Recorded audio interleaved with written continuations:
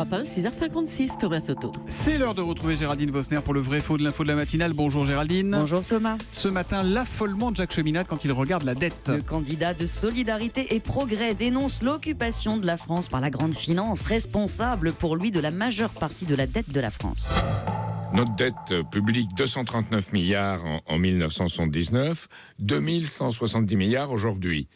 Et dans ce temps-là, on a payé pour environ 1400 milliards d'intérêts. Donc c'est ça une occupation financière.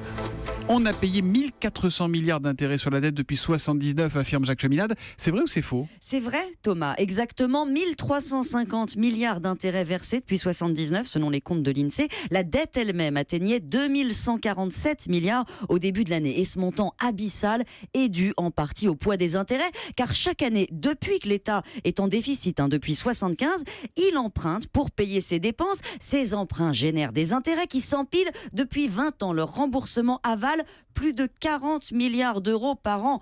Pour les payer, qu'est-ce qu'on fait ? On emprunte. On emprunte. La dette produit de la dette, c'est une spirale sans fin. Mais ce qui est fou, c'est qu'on ne le réalise pas vraiment, car les taux sont très bas. On ne paye pas plus cher qu'il y a 20 ans, quand notre dette était 4 fois moindre. Ça n'incite pas à faire des économies. Mais si les taux remontaient ne serait-ce que d'un point, l'agence France Trésor l'a calculé, ce serait catastrophique. 2 milliards de plus la première année, puis 16 milliards dans 10 ans.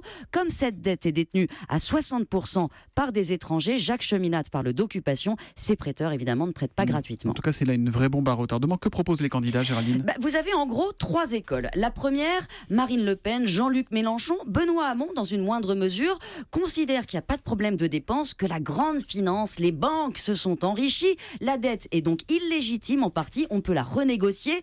Dans le cadre européen pour Benoît Hamon, national pour Marine Le Pen, la Banque de France rachèterait alors les créances. En gros, c'est la puissance publique qui reprend la main.